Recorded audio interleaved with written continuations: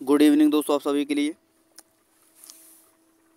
और जैसा कि दोस्तों आप सभी को पता ही है कि रेगुलर आपको दोस्तों आपकी ALP CVT 2 की दोस्तों बेसिक साइंस की क्लासें आपको मिल रही हैं और मैं 7 क्लास आपके लिए करा चुका हूं। और कल का जो आपका टॉपिक था दोस्तों वो था आपका हीट एंड टेम्परेचर, जो कि मैं आपके लिए कंप्लीट करा चुका हूं।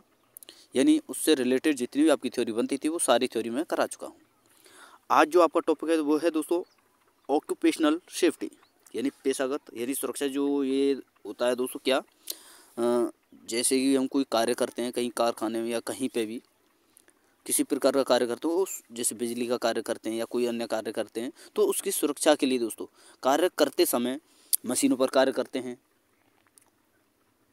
तो किसी प्रकार का कार्य करते समय जो चीज़ें हम यूज में लेते हैं हमारी अपनी सुरक्षा के लिए दोस्तों, उसे कहते हैं दोस्तों पेशागत सुरक्षा। जैसे जूते होते हैं दोस्तों, हेलमेट होता है, वेल्डिंग करते समय जो चश्मे लगाए जाते हैं ब्लैक कलर के वो, और आपका दोस्तों जैसे कि इसमें दोस्तों जो आपका फर्स्ट एड होता है ना वो भी इसी में आता है। आज जितने भी दोस्तों आपके, और इससे दोस्तों कम से कम मैं आपको बता दूं दोस्तों, पिछली बार भी ALP CVT 2 का जो एग्ज़ाम हुआ था तो उसमें दोस्तों पिछली बार भी क्या हुआ था, लगभग दोस्तों मतलब 3 से 4 प्रश्न पूछे गए थे। और अब फिर भी यही होने वाला है दोस्तों, और मैं आपको बता दूं बहुत ज़्यादा इंपॉर्टेंट टॉपिक है। तो चलिए दोस्तों वीडियो को शुरू करते हैं, और अपने पेन और कॉपी आप अपने उठा लीजिए। और आपको पता है दोस्तों रेगुलर आपको ये वीडियो आपको शाम को 10 बजे मिलती है, तो दोस्तों वीडियो लेते समय नोट्स अवश्य बनाया करें, ताकि दोस्तों आपको बाद में जो है किसी प्रकार का जो है तो किसी प्रकार की दिक्कत ना हो। रिवाइज अवश्य किया करो दोस्तों, डेली आपको बोलता हूँ मैं रिवाइज किया करो। तो रिवाइज जरूर किया करो, और वीडियो आपको पसंद अच्छी लगे ना दोस्तों तो वीडियो को लाइक किया करो, शेयर किया करो। और जो स्टूडेंट हमारे वीडियो चैनल पर पहली बार विजिट कर रहे हैं उनसे रिक्वेस्ट है कि दोस्तों अभी तक आपने चैनल को सब्सक्राइब नहीं किया है तो चैनल को सब्सक्राइब करके साथ में ऑल वाला बेल आइकन जरूर दबा लें, ताकि दोस्तों मेरी आने वाली हर वीडियो का नोटिफिकेशन सबसे पहले दोस्तों आपके पास पहुंच सके। तो चलिए दोस्तों वीडियो को शुरू करते हैं बिना किसी देरी के। तो देखिए दोस्तों, ऑक्यूपेशनल सेफ्टी जो कि मैं आपके लिए बता चुका हूँ ये क्या सिस्टम है, यानी क्या इसमें पढ़ाया जाता है, क्या इसमें हमें पढ़ना होता है, वो सारी चीज़ मैं आपके लिए बता चुका हूँ।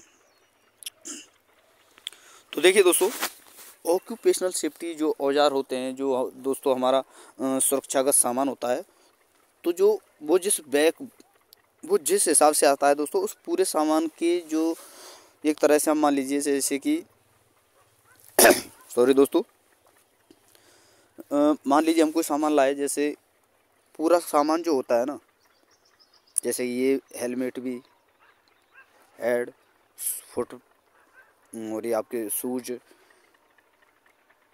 ये रेस्पिरेटरी सिस्टम, बॉडी प्रोटेक्शन के लिए ये सारी चीज़ें, ग्लव्स, चश्मा, ये इन पूरी चीज़ों के इन्हें एक साथ लेकर आना ही दोस्तों आपका किट कहलाता है। और मैं आपको बता दूं दोस्तों, PPE पर्सनल प्रोटेक्टिव इक्विपमेंट, यानी PPE क्या है दोस्तों, ये एक प्रकार की किट ही है, आपको याद रखना है। और इसके अंतर्गत PPE के अंतर्गत दोस्तों ये सारी चीज़ें आ जाती हैं। हालांकि आगे चलकर हम सारी चीज़ों को एक एक करके पढ़ने वाले हैं, कौन सी जो है दोस्तों उपकरण हमें कहाँ यूज करना होता है, कहाँ नहीं करना होता है। तो देखिए दोस्तों, PPE का मतलब है दोस्तों पर्सनल प्रोटेक्टिव इक्विपमेंट। पर्सनल यानी दोस्तों स्वयं की सुरक्षा के लिए जो वो होते हैं ना दोस्तों उपकरण जो हम काम में लेते हैं, उसकी ये फुल फॉर्म है दोस्तों। अब PPE किट है क्या दोस्तों?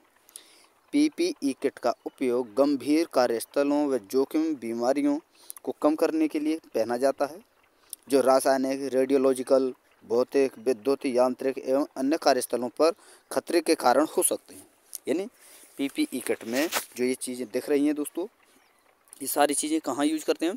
जहाँ खतरों के जो है दोस्तों स्थान होते हैं, कार्यस्थल जो होते हैं दोस्तों, जिन पर खतरे की ज़्यादा संभावना होती है, वहाँ इन्हें हम पहनते हैं।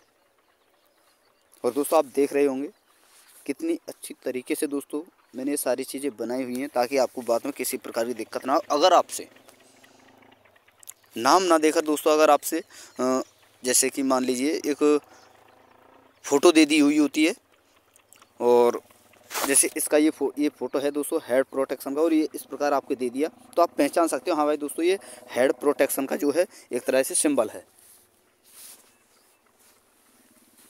तो सारी चीज़ आप देख सकते हो, बहुत ज़्यादा दोस्तों मैंने मेहनत की है इन सारी चीज़ों को बनाने में। तो दोस्तों जितनी मेहनत मैं कर रहा हूँ आपको भी उतनी ही मेहनत करनी है। तो दोस्तों नोट्स बनाते रहें, एक एक चीज़ को अच्छी तरह समझना है, आपको देखना है और लास्ट तक वीडियो पर बने रहना है ताकि दोस्तों सारी चीज़ें अच्छी तरह समझ में आए। एक एक पॉइंट दोस्तों आपके लिए इंपॉर्टेंट है हर टॉपिक का, जितने टॉपिक मैंने कराए हैं या कराने वाला हूँ आगे भी। चलिए दोस्तों अब आगे देखते हैं अग्निशामक यंत्र के प्रकार और उसके उपयोग। कि अग्निशामक यंत्र बहुत प्रयोग किया जाता है दोस्तों, कहीं पर आग लग जाती है तो अग्निशामक का प्रयोग किया जाता है। तो उसी के बारे में हम दोस्तों समझने वाले हैं कि अग्निशामक यंत्र के प्रकार क्या हैं और इनका उपयोग कहाँ कहाँ पर किया जाता है। क्योंकि दोस्तों अग्निशामक यंत्र भी हैं, वो भी कई प्रकार के होते हैं और हर एक का प्रयोग दोस्तों अलग अलग जगह पर यूज किया जाता है। जैसे एक होता है दोस्तों वाटर अग्निशामक यंत्र, ये कहाँ प्रयोग किया जाता है दोस्तों, ज्वलनशील पदार्थ की आग में प्रयुक्त नहीं, यानी ज्वलनशील पदार्थ जो होते हैं उनकी आग में प्रयुक्त नहीं किया जाता। जैसे दोस्तों डीजल, पेट्रोल, केरोसिन, विद्युत आग में भी उपयुक्त नहीं, यानी जहाँ जहाँ पर दोस्तों डीजल, पेट्रोल, केरोसिन, विद्युत और इलेक्ट्रिक आग जो होती है और ये कहीं लग जाए तो वहाँ पर दोस्तों इनका प्रयोग नहीं किया जाता, बाकी सभी जगह किया जाता है।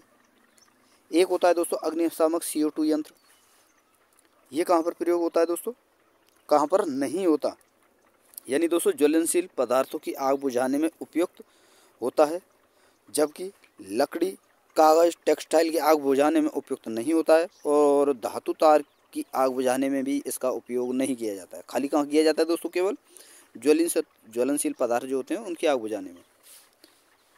तो ये आपको याद रखना है। सॉरी दोस्तों, चलिए आगे देखते हैं। एक होता है दोस्तों रेडिएशन डेंजर। दो ही प्रकार के उपकरण थे जो मैंने आपके लिए बता दिए हैं दोस्तों। अब बात करते हैं दोस्तों रेडिएशन कि रेडिएशन डेंजर यानी रेडिएशन जो विकिरण खतरा होता है उसके बारे में। ये क्या होता है दोस्तों, क्या इससे हमको हानि हो सकती है, ये कितने प्रकार की होती है, ये सारी चीज़ें हम देखने वाले हैं। जैसे कि चलिए दोस्तों देखते हैं रेडिएशन विकिरण के बारे में समझते हैं। तो देखिए दोस्तों विकिरण हमारे DNA को नुकसान पहुंचाती है, बिल्कुल सही बात है, जिससे उत्परिवर्तन और आगे आनुवंशिक रोग हो सकते हैं। यानी दोस्तों विकिरण जो होती है ना दोस्तों, ये हमारे DNA को सबसे ज़्यादा नुकसान पहुंचाई। और आप सभी को पता है दोस्तों, आपने साइंस में पढ़ा भी होगा कि DNA जो है दोस्तों हमारी महत्वपूर्ण इकाई है हमारे शरीर की, जिसके द्वारा दोस्तों जीनों का निर्माण होता है। और DNA जो होते हैं दोस्तों वही आगे अगली पीढ़ी में जो है दोस्तों स्थानांतरित होते हैं, आगे की पीढ़ी में जाते हैं जीन के रूप में। तो ये बहुत हमारे लिए डेंजर है दोस्तों। तो देखिए दोस्तों विकिरण डेंजर जो है दोस्तों यानी खतरा जो है उसके बारे में मैंने आपके लिए बता दिया है। अब बात करते हैं आगे दोस्तों एप्रिन या एप्रन। यह क्या होता है दोस्तों, यह शीशा युक्त पदार्थ की बनी होती है जो विकिरण से हमें बचाती है। यानी जो ये विकिरण होती है ना दोस्तों रेडिएशन, ये एप्रिन का प्रयोग ही इसीलिए किया जाता है ताकि इन विकिरणों से बचा जा सके। ठीक है दोस्तों, अब रेडिएशन के टाइप समझते हैं। रेडिएशन कितने प्रकार की होती हैं, तो रेडिएशन होती है दोस्तों 3 प्रकार की, अल्फा, बीटा और गामा। और सबसे कम वेदन क्षमता जो होती है ना दोस्तों अल्फा की ही होती है और सबसे ज़्यादा होती है दोस्तों गामा की। आपसे डायरेक्टली पूछा जाता है इनमें से किस विकिरण की जो है दोस्तों वेदन क्षमता जो है सबसे ज़्यादा होती है, तो गामा की, और सबसे कम अल्फा की। तो ये सारी चीज़ें आपको याद रखनी है। इंपॉर्टेंट टॉपिक है, छोटा सा टॉपिक है लेकिन दोस्तों बहुत इंपॉर्टेंट है, यहाँ से बहुत ज़्यादा प्रश्न पूछे जाते हैं। अब चलिए दोस्तों आगे देखते हैं प्रथम चिकित्सा देखभाल यानी first aid care. First aid आपने सुना होगा दोस्तों, फर्स्ट एड जो होता है दोस्तों, आपके कभी आपने वाहन खरीदा होगा मोटरसाइकिल, तो उसमें दोस्तों कुछ दवाइयाँ आती हैं, पट्टियाँ भी आती हैं, पिंचर जो होता है ना दोस्तों ट्यूब, वो भी आता है। तो आपने तो वो दोस्तों फर्स्ट एड ही होता है। तो प्राथमिक चिकित्सा देखभाल जो है यानी फर्स्ट एड केयर जो है दोस्तों, उसी के बारे में हम देखने वाले हैं। तो चलिए दोस्तों, इसका उपयोग कहाँ कहाँ किया जाता है। जीवन बनाए रखने के लिए दोस्तों, दर्द रोकने के लिए, द्वितीयक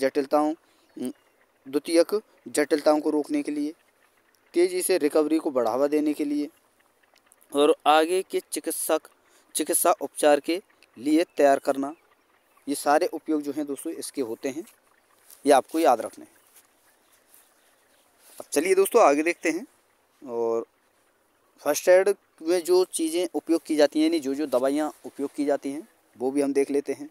तो देखिए दोस्तों, यहाँ पर आप देख सकते हैं फर्स्ट एड में शामिल दवाइयाँ, जैसे कि दर्द और बुखार की पैरासीटामोल दोस्तों फर्स्ट एड में ही आती है। एंटीहिस्टामिन या एंटीहिस्टामिन जो है दोस्तों, ये भी दोस्तों इसी में आती है फर्स्ट एड में। ये क्या है दोस्तों, गंदगी की वजह से खुजली और पित्त या छींक, अन्य एलर्जियां जो होती हैं उसमें इसका उपयोग किया जाता है। एक है दोस्तों डेफेन हाइड्रामाइन यानी बेनाड्रिल, ये भी दोस्तों इसमें उपयोग किया जाता है, फर्स्ट एड में ही आता है। आगे देखते हैं दोस्तों, एक एंटीसेप्टिक दवाइयाँ होती हैं, जैसे कि हाइड्रोजन परऑक्साइड यानी दोस्तों रबिंग। हाइड्रोजन परऑक्साइड घाव को जो है दोस्तों साफ करने में उपयोग किया जाता है। एक लिक्विड होता है पानी के जैसा सफ़ेद कलर का। एक होता है दोस्तों एल्कोहल, जलन या कटन खरोंच हेतु इसका उपयोग किया जाता है। डेटॉल भी एक एंटीसेप्टिक का कार्य करती है, यानी डेटॉल का भी इसमें उपयोग किया जाता है। अब इसके बाद होता है क्या दोस्तों, पेन रिलीफ, जैसे एबुप्रोफेन, एडविल, ये एक दर्द निवारक के लिए इसका उपयोग किया जाता है। तो ये कुछ चीज़ें इसमें उपयोग की जाती हैं दोस्तों, फर्स्ट एड के ही अंतर्गत ये आती हैं। तो ये आपको याद रखनी है। और ये दोस्तों बहुत ज़्यादा पूछा है यहाँ पर दोस्तों, फर्स्ट एड में बताऊँ आपके लिए क्या आपके लिए पूछा जाता है। एक तो आपका जो इक्विपमेंट होते हैं ना दोस्तों, जो उपकरण होते हैं वो आपसे पूछे जाते हैं। और फिर उसके बाद दोस्तों सबसे ज़्यादा पूछी जाती हैं दवाइयाँ। तो ये आपको याद रखनी है। अब चलिए दोस्तों आगे देखते हैं। फर्स्ट एड में शामिल क्रियाकलाप और विधियाँ, यानी फर्स्ट एड में कौन कौन सी क्रियाएँ आती हैं, कौन कौन सी विधियाँ आती हैं, वो सारी हम चीज़ें सीखेंगे, यानी समझने वाले हैं। जैसे कि एक होता है दोस्तों सबसे पहले डेंजर यानी खतरा। फिर होता है दोस्तों प्रतिक्रिया यानी दोस्तों जवाब, यानी प्रतिक्रिया यानी जवाब देना। फिर होता है दोस्तों वायुपथ, ये क्रम पूछा जाता है दोस्तों, ये क्रम आपको याद रखना है। सबसे पहले खतरा, फिर प्रतिक्रिया यानी जवाब, फिर वायुपथ, फिर सांस लेना, फिर प्रसार यानी परिसंचरण। ये आपके दोस्तों विधियाँ हैं और ये दोस्तों इनका क्रम पूछा जाता है, ये आपको याद रखना है। तो चलिए दोस्तों ये 5 जो हैं दोस्तों विधियाँ हैं, इन्हें हम एक एक करके हम समझते हैं। और दोस्तों आपसे रिक्वेस्ट है, वीडियो अगर आपको पसंद आ रही हो, अच्छी लग रही हो, तो प्लीज़ आपसे रिक्वेस्ट है दोस्तों वीडियो को लाइक करते चलें, शेयर करते चलें। अब चलिए दोस्तों हम एक एक करके जो है डेंजर को समझते हैं। पहले डेंजर क्या है, तो देखिए दोस्तों, पीड़ित के पास खतरा तो नहीं है या वो जगह सुरक्षित है या नहीं, यह जानकारी कर लेनी चाहिए। और यही दोस्तों डेंजर का मतलब होता है। अब बात करते हैं दोस्तों रेस्पॉन्स, यानी दोस्तों प्रतिक्रिया यानी जवाब। तो ये क्या है दोस्तों, पीड़ित से जांचें कि वह बोल सकता है या नहीं, और उसके कंधों को हिलाकर पूछें क्या हुआ है, अपनी आंखें खोलो।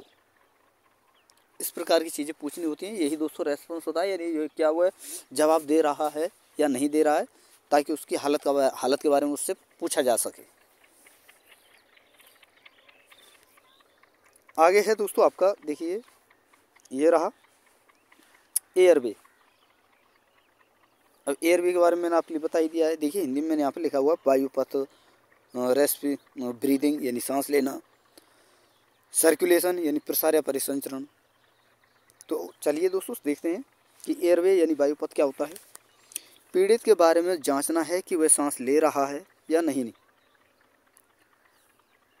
उसका वायुमार्ग खुला और स्पष्ट है या नहीं, यानी वह सांस ले रहा है या नहीं ले रहा है, उसका जो है दोस्तों क्या उसको ऑक्सीजन मिल रही है या नहीं मिल रही, वो सारी चीज़ें उसमें पूछी जाती हैं। यदि उसका वायुमार्ग खोलेंगे, ये आपको याद रखना है।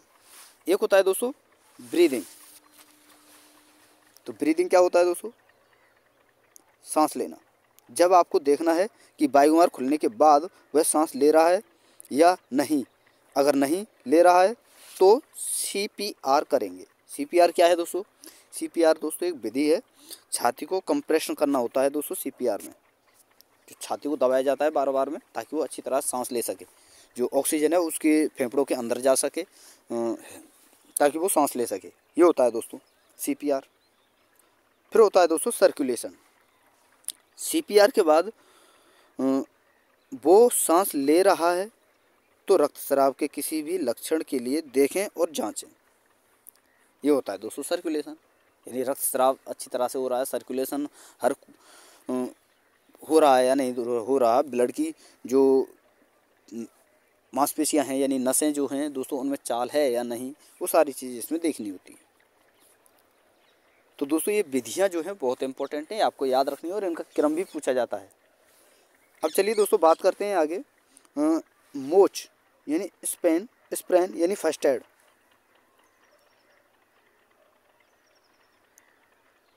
फर्स्ट एड का मतलब होता है दोस्तों राइस, और राइस फर्स्ट एड का मतलब है दोस्तों राइस। और इसकी ये दोस्तों मैंने खुद ही बनाया है, RISE।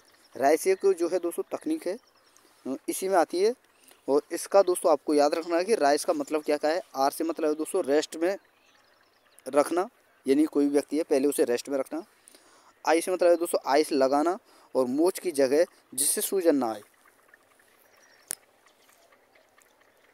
फिर होता है दोस्तों C यानी कंप्रेस, उस जगह को पट्टी से बांधना ताकि सूजन नहीं हो। फिर है दोस्तों एलिवेट, यानी दोस्तों मोच वाली जगह को दिल के लेवल से 6 से 10 इंच तक ऊपर उठाना। जो मोच वाली लेवल जो जगह होती है, मान लीजिए पैर में मोच लगी है आपके, तो दोस्तों उस पैर को हृदय से 5 से 6 इंच ऊपर तक उठाकर रखना। ये एक विधि है दोस्तों राइस, तो ये इसका क्रम आपको याद रखना है। अब चलिए दोस्तों आगे देखते हैं सुरक्षा चिन्ह यानी सेफ्टी सिंग्स, सॉरी दोस्तों सिंग्स हैं साइन, सेफ्टी साइन यानी सुरक्षा चिन्ह। तो क्या क्या होते हैं दोस्तों? देखिए रेगुलेटरी सिंबल यानी दोस्तों नियंत्रक चिन्ह कैसा होता है दोस्तों, इस प्रकार का होता है आपका। ये एक होता है दोस्तों सूचना, तो नियंत्रक चिन्ह जो होते हैं हमेशा दोस्तों गोलाकार में होते हैं, गोल होते हैं, चाहे किसी प्रकार का नियंत्रक चिन्ह हो वो हमेशा गोल होगा। एक होता है दोस्तों सूचनात्मक, वो हमेशा दोस्तों आपका इस प्रकार का हो दोस्तों वर्गाकार। और एक जो चेतावनी वाला चिन्ह होता है ना, ये दोस्तों होता है आपका त्रिकोणाकार यानी त्रिभुज के जैसा। तो चलिए दोस्तों एक एक करके इनको हम समझते हैं।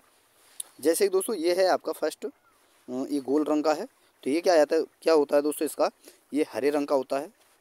और इसका मतलब है दोस्तों आदेश, यानी आने जाने का या अन्य किसी कार्य का आदेश देना। एक ये होता है दोस्तों, आपने कहीं पर देखा हो दोस्तों, आपने जब बहुत सारी जगह होती हैं दोस्तों जहाँ पर ये बने हुए होते हैं, तो इसका रंग होता है दोस्तों लाल, और इसका ही मतलब है दोस्तों आदेश, आना जाना निषेध, यानी किसी कार्य पर आने जाने की अनुमति ना देना, यानी निषेध, बिल्कुल यही वहाँ पर आपको जाना नहीं है, ये आदेश है। इस प्रकार से दोस्तों ये इसका होता है। इसी प्रकार आगे सारे सिंबलों को हम देखेंगे। ये होता है एक प्रकार का दोस्तों गहरा होता है, मतलब पूरा का पूरा जो है दोस्तों नीला हुआ होता है। इसका मतलब है दोस्तों जरूरी कार्य को करना। इसी प्रकार दोस्तों वर्गाकार में ये होता है, इस प्रकार का रंग इसका लाल होता है, इसका मतलब है दोस्तों आग की जानकारी देना। इस प्रकार ये होता है दोस्तों, अगर ये हरे रंग में आ जाए तो इसका मतलब है दोस्तों आपका फर्स्ट एड की जानकारी। इसी प्रकार दोस्तों ये नीले रंग में आ जाए तो दिशात्मक जानकारी, ठीक है दोस्तों। इसी प्रकार दोस्तों ट्रायंगल में अगर पीले रंग का आ जाए तो ये सावधानी का जो है दोस्तों सिंबल है, ये आपको याद रखना है। अब चलिए दोस्तों आगे और देखते हैं, कुछ सिंबल और बचे हैं। इसके बाद दोस्तों आपका जो है ऑक्यूपेशनल सेफ्टी यानी पेशागत सुरक्षा जो है आपका दोस्तों वो टॉपिक जो है समाप्त हो जाएगा। तो देखिए दोस्तों एक होता है दोस्तों ये वाला, तो बॉर्डर लाल रंग का होता है, खतरे की जानकारी के लिए प्रयुक्त किया जाता है। एक इस प्रकार का होता है दोस्तों, इसका बॉर्डर लाल और अंदर से दोस्तों पीला होता है, ये विकिरण के लिए प्रयोग किया है। विकिरण जो खतरा होता है ना दोस्तों रेडिएशन वाला, उसके लिए। तो ये कुछ आपके प्रतीक चिन्ह यही पूछे जाते हैं। और मैं आपको बता दूं दोस्तों, टाइप ऑफ सेफ्टी यानी सुरक्षा के प्रकार, और ये आपको प्रकार याद रखने हैं दोस्तों। आपसे पूछा जाता है सुरक्षा कितने प्रकार हैं, तो एक तो सामान्य सुरक्षा का चिन्ह ये होता है दोस्तों, और व्यक्तिगत सुरक्षा का चिन्ह ये होता है, और मशीन सुरक्षा का चिन्ह ये होता है। तो ये तीनों ही आपको याद रखने हैं। तो दोस्तों देखिए, ये आपका छोटा सा टॉपिक था ऑक्यूपेशनल सेफ्टी का। और वीडियो अगर आपको अच्छी लगी हो तो वीडियो को लाइक कर दें दोस्तों, शेयर कर दें। और अभी तक आपने चैनल को सब्सक्राइब नहीं किया है तो प्लीज़ आपसे रिक्वेस्ट है दोस्तों, चैनल को सब्सक्राइब करके साथ में ऑल वाला बेल आइकन जरूर दबा लें, ताकि दोस्तों मेरी आने वाली हर वीडियो का नोटिफिकेशन सबसे पहले दोस्तों आपके पास पहुँच सके। तो थैंक यू दोस्तों, चलिए धन्यवाद, फिर मिलते हैं एक नई वीडियो के साथ।